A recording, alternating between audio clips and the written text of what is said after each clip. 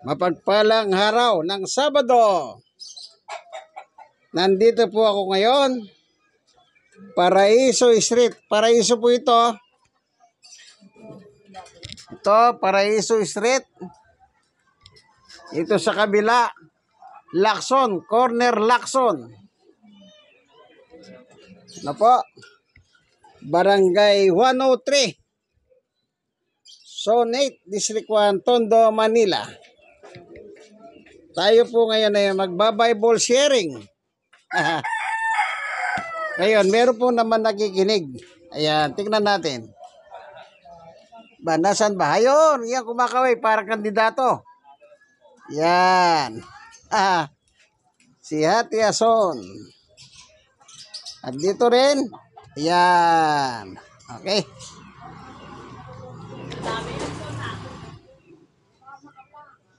Ayun. Meron tayong hawak na Biblia. Po, amen. Ang Biblia ng mga pastor. Yan. Tayo ay mag-aaral patungkol sa salita ng Panginoon. Yan. Ito, may hawak tayong Bible. Tayo ay mag-aaral. Alam niyo po,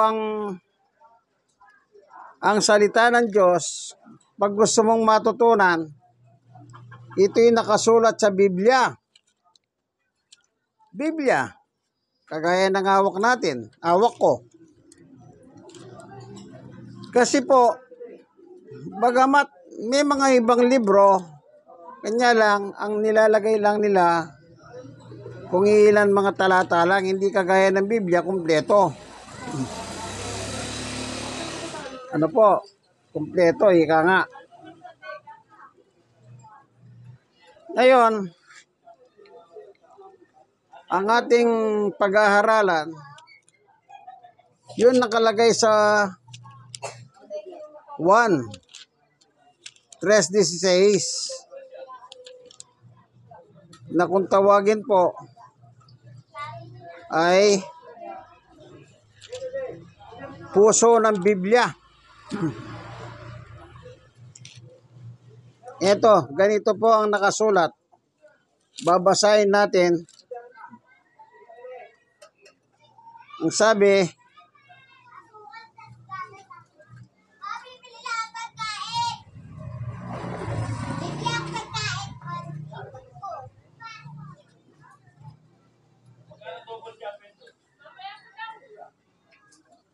Juan 3:16.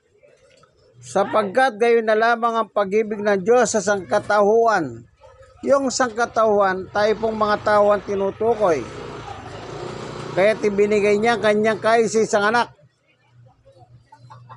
Si Jesus po yon. Upang sino mang sumampalataya sa kanya ay hindi mapaamak, kundi magkaroon ng buhay na walang hanggan. Ang nakalagay dito ay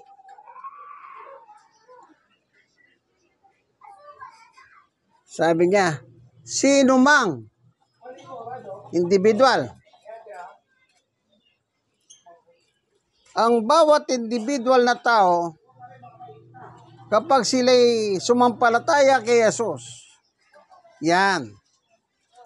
Hindi po pwede yung halimbawa, isang pamilya kayo, pwede kayong dalhin ang inyong tatay o ng inyong nanay. Hindi po ganon. Yung bawat isa, meron tayong kanya-kanyang pagsusulit sa Diyos pagdating ng araw.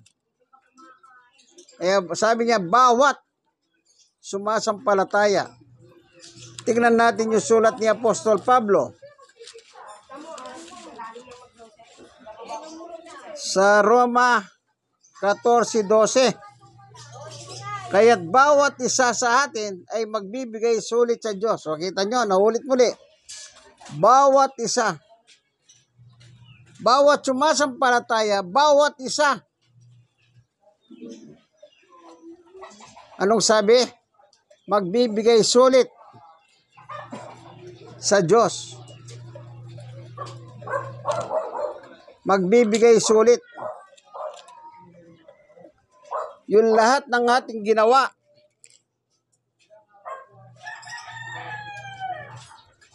Sa ikalawang Korinto chapter 5.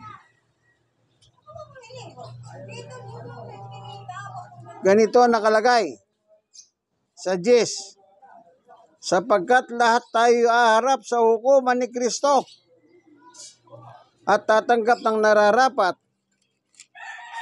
ayon sa gawang mabuti o masama nang tayo nabubuhay pa sa katawang ito. Yan. Magbibigay sulit pala tayo, kaibigan.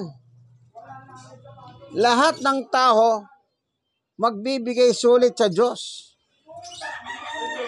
Individually. Hindi po pwede yung sasabihin mo sa Panginoon, Panginoon, pwede bang arborin ko na ito? Halimbawa, yung isang tatay, sumampalataya siya kay Jesus. At yung anak niya, hindi niya nadala. Inabot sila ng kamatayan. Pagdating ba sa ikalawang buhay, pwede niya sabihin sa Panginoong Yesus, Panginoong Yesus, arborin ko na lang itong anak kong matigas ang ulo. Hindi po pwede. Kung anong ginawa ng tatay, aarap si tatay.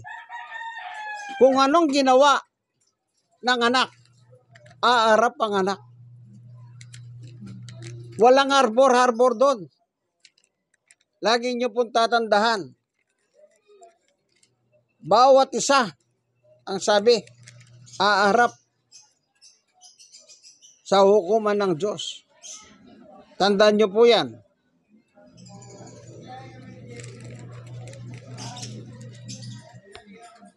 Bawat isa. Kaya tandaan nyo po, lahat po tayo, meron tayong pananagutan sa Diyos. Ngayon, kung yung isa ayaw niyang makinig, edi pabayin nyo po. Ayaw niya eh. Oh. Meron tayong titignan dito. Ito.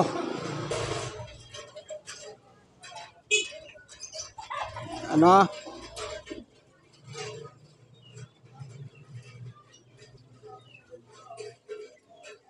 Meron tayong titignan.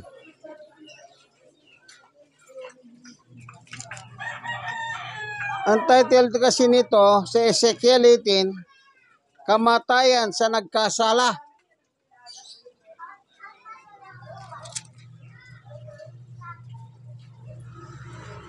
Ito. Ezekiel 18, 1. Sinabi sa akin ni Yahweh, 2. Ano bang ibig sabihin sa kasabihan ninyong mga magulang ang kumain ng ubas na maasim, ngunit mga hanak ay nangingilo ang mga ngipin? O pwede ba yon? Yung magulang ang kumain ng maasim, yung nakakaramdam ang anak, hindi po. Hindi. Kung sinong kumain ng maasim, siya nakakaramdam na maasim ang kanyang kinain. 3. Ako ang buhay na Diyos, sabi ni Yahweh. Hindi ninyo magagamit ngayon ang kasabihan ito sa Israel. 4. Akin ang buhay ng lahat ng tao, maging sa ama o sa anak, at ang kaluluwang nagkasala ay mamamatay. Yun din sinasabi ko kanina. Limbawa, may magtatay. Sumampalataya lamang ang tatay. Pagdating ba sa buhay sa kabila, sa harap ng Diyos, sasabihin mo, Panginoon Diyos, pwede bang arborin ko na itong anak ko na matagas ang ulo? Hindi po. Ito sabi ng Diyos, oh. Oh, ano sabi niya? Ang kaluluwan magkasala ay mamamatay.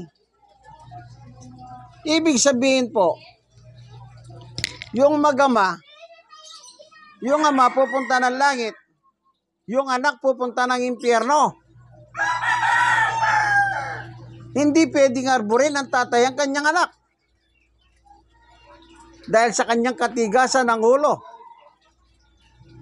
Oh, maliwanag po ang sabi ng Diyos sa 4, akin ang buhay ng lahat ng tao. Oh, ang lahat ng buhay pala ng tao ay paghahari ng Diyos. Anong sabi ni Pablo? Basahin po natin. Dito sa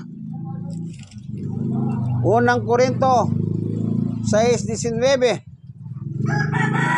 Hindi ninyo paghahari ang inyong katawan. Verse 20. Kahit gamitin ninyo ang inyong katawan upang maparangalan ng Diyos. Oh. Yang katawan natin, ang buhay natin, hindi atin yan. Bigay ng Diyos, paggamit ng Diyos. Kaya gamitin natin para maparangalan ng Diyos. Oh. Kung sino lang po yung sumasampalataya, sila yung nagpaparangal sa Diyos. Paano yung iba? Ay hindi po. Pag ayaw nyo, ay walang karangalan ng Diyos sa inyong buhay. Yun ang sinasabi niya. Ano sabi niya? Akin ang buhay ng lahat ng tao, maging sa ama o sa anak. At ang kaluluwang magkasala ay mamamatay. Ang ibig sabihin, siya po ang may impyerno. Kaya yung tatay niya, siya po puntang langit. Yung anak niyang matigas ang ulo, siya po ang may impyerno. Tandaan niyo yan, kaibigan. Tandaan niyo yan. Meron pa. Tingnan natin. Sa 19, maaaring itanong mo kung bakit hindi dapat pagdusahan ng anak ang kasalanan ng ama. Sapagkat matuwid ang mga gawa ng anak. Sumunod siyang mabuti sa aking mga tuntunin, kaya dapat siyang mabuhay. 20. Ang nagkasala ay dapat mamatay. Ang anak na di dapat magdusa dahil sa kasalanan ng ama, at ang ama di dapat magdusa dahil sa kasamaan ng anak. Ang matuwid ay mabubuhay dahil sa kanyang pagiging matuwid, at ang masama ay mamamatay sa kanyang kasamahan. Tatandaan niyo po, kaibigan, pagdating po sa Diyos, hindi tayo pwedeng dito sa lupa pagkakakilala mo pare, arbor ko na yan. Mare, arbor ko na yan. Kaibigan ko yan. Kung dito sa lupa nagagawa ng tao ang ganong ugali, pagdating sa Diyos, iba ang Diyos. Huwag niyo po siyang gawin parang tao. Kung sino magkasala, sabi ng Diyos, siya ang mamamatay. Ibig sabihin, siya po'y may impyerno. Hindi pwede magdusa ang anak dahil sa kasalanan ng kanyang tatay. Lalong hindi rin pwede magdusa ang tatay dahil sa kasalanan ng anak. Dito po sa ibabaw ng mundo, mag-isa mga napapanood natin sa mga telenovela, yung anak ay yung nanay ang nakapatay, ay yung anak pala nakapatay. Kailan lang ito, nakita ko Inako ng nanay. Ako po nakapatay. Inako niya. Telenovela lang yon. Ewan ko sa reality kung meron nang nangyaring ganyan. Na kapag nagkasala yung magulang, aakuin ng anak, o nagkasala yung anak, aakuin ng magulang. Kaya kung meron kayong alam na ganyan, sabihin niyo po, mag-comment kayo. Pero naririnig, halimbawa may sakit. May sakit ha. Ayan. Kapag malalang sakit ng isang pasyente, halimbawa may sakit ay anak, yan talagang ano na, nasa mamamatay na. Ano sinasabi ng magulang? Panginoon, ilipat nyo lang sa akin ang sakit niya. Yan. May mga ganyang naririnig ako. Yung malapit sa amin, yung anak niya malusog, nagsiman, at sasampa na siya uli eh. Nung pina-check up ngayon, meron silang nakitang maliit na spot sa kanyang baga. Sasampa na lang ng barko ah. So sabi, magpagamot ka muna. Pero kung yung agency, kung hindi maigpit yun, baka pinasampa. Maigpit sila. Alam niyo po ba, may sakit talaga yung anak. May tubig sa baga. Kung ano pa yung iba sakit. Kaya sabi ng tatay niya, di baling ako na sana nagkasakit, wag lang yung anak ko niya. Meron palang magulang. Di bali sanang wag na daw nagkasakit yung kanyang anak, siya na lang.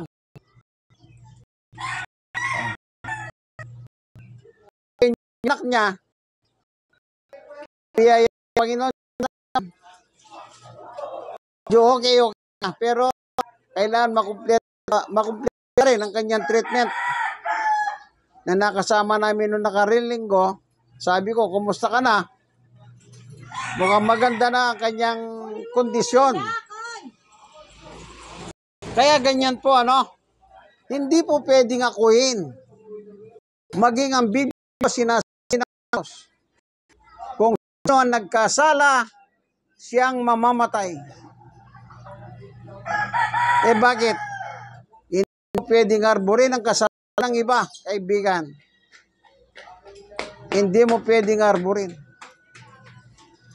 Kaya dapat, habang nabubuhay tayo, maliwanag ang nakalagay sa Biblia na binasa natin, bawat isa aharap sa hukuman ng ating Panginoong Hesus. Kung anong ginawa mo, kaibigan, nung nabubuhay ka pa dito sa lupa, lahat yun nakatala. Gumawa ka ng mabuti at hindi ka nagsisi, namatay ka, yun. Sigurado yung lahat ng ginawa mong yun, yun ang magiging dahilan para parusahan ka ng Diyos. Pero kapag bago ka man lang mamatay, nakapagsisi ka, kaibigan, naisuko mo na ang buhay mo kay Jesus, yun din ang maging dahilan ang atol sa iyo ng Diyos. Meron dito nakalagay sa verse 10, sakaling magkahanak siya ng magnanakaw, mamamatay tao at hindi sumusunod sa alinman sa tuntuning ito. Bagkos, nakisalo sa mga andan, sa mga sagradong burol, sumiping sa asawa ng iba. 12, nangapi ng may irap, magnanakaw, hindi marunong magbayad ng utang, sumamba sa Diyos-Diyosan, gumawa ng mga kasuklam-suklam na gawain. 13, at nagpapatubo. Mga Bombay, nagpapatubo. At delikado kayo. Asan ba yung mga Bombay? At nagpapatubo. Kasuklam-suklam po pala yan, kaibigan. Kasuklam-suklam. Palagay ba ninyo mabubuhay ang anak na ito? Hindi. Tiyak na mamamatay siya dahil sa mga kasuklam-suklam niyang gawain. Kung magkagay, walang ibang dapat sisihin kundi siya. Yan palang tao nagkasala. Wala palang pwede sisihin kundi siya mismo. Siya mismo. Ayun, nakalagay Kung magkagayon, walang ibang dapat sisihin kundi siya. Pero kung bago siya namatay, kaya ewan ko, kayo mag-justify ha. Kapag merong isang may sakit, anong sabi ng tao? Patawag mo si father, patawag mo si pastor, patawag mo si brother. Bago mala siya mamatay, makapangumpisal siya. Ako, meron na po ako napupuntahan na ganyan. Pero ako, ang ginagawa ko, binabible studyhan ko muna sila. Ibinabahagi ko muna ang mabuting balita ng Diyos sa kanila. Kasi dying person na sila eh. Yan. Upang sa ganun may parahan. Kasi ang gusto ng Diyos, bago man lang tayo mamatay sa mundong ito, abutin tayo ng mabuting balita ng Diyos. Ito po yung sinasabi ni Apostol Pedro, Panguli. Anong sabi ni Apostol Pedro? Unang Pedro, sa chapter 1, verse 24. Ayon sa kasulatan, ang lahat ng tao tulad ng damo. Gaya ng bulaklak nito, ang lahat niyang kariktan. Ang damo ay nalalanta at ang bulaklak ay kumukupas. 25. Ngunit ang salita ng Panginoon mananatili magpakailanman.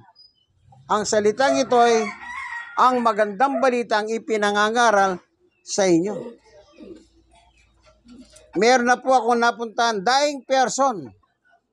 Pinatawag ako. Natutulog ako. Pero, pumunta ako. Ang tanong ko, anong gusto niyong mangyari? Ang sabi ng asawa, gusto na namin siyang mamatay. Ibang klase, ano po? Sabi ng asawang babae, gusto na naming mamatay. Eh, nung nakita ko po yung asawa lalaki, naka-oxygen na, hirap pa rin huminga. Kaya pala gusto na nilang mamatay. Kasi nga po, naghihirap na siya. Para wag na daw siyang mahirapan. Eh sabi ko, hindi ako nagdadasal para mamatay ang tao. Nag-Bible study muna ako sa kanila. At ipinagdasal ko yung may sakit. Kung anong kalooban ng Diyos, yun ang dapat masunod. Hindi ang kalooban ng asawa, ng mga anak. Hindi rin ang kalooban ko. Ang sabi ko sa panalangin, kung anong kalooban mo, Panginoon Diyos, pangyarihin mo sa Kanya.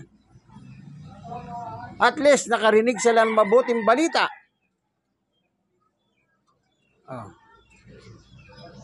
2 days ago, sabi nila namatay na siya. At least na ibahagi ko sa kanya ang mabuting balita ng Diyos. Amen? Yan ang kahalagaan ng mabuting balita. Bakit natin dinadala? Ipinapahalam sa tao na kapag nagkasala ka, pag namatay kang hindi ka nakapagbalik loob sa Diyos sa pamamagitan ni Jesus, ang sabi ng Biblia, sabi ng Diyos, kung sino nagkasala, siyang mamamatay. Salamat po, Panginoon Diyos, sa katotohanan ibinahagi mo sa amin sa pagkakataon na ito. Salamat, napakaliwanag ng iyong turo't aral sa amin. Salamat po. Pagpalain mo po ngayon ng aming biblical truth na aming tinungayan. Salamat po sa ngalan ni Jesus. Amen. Kayong mga nakikinig ng video ito, kaibigan, like and share and share and share. I-share nyo po sa iba. Kayong mga nasharean, i-share nyo po sa iba. Apo, ito po ang inyong kaibigan kay Jesus, Brother Manny Bautista. Siya naman si yan, ang aming lolo, si Juan Bautista ng Biblia. God bless us all po. Bye-bye. Kumakandidato siya, di ba?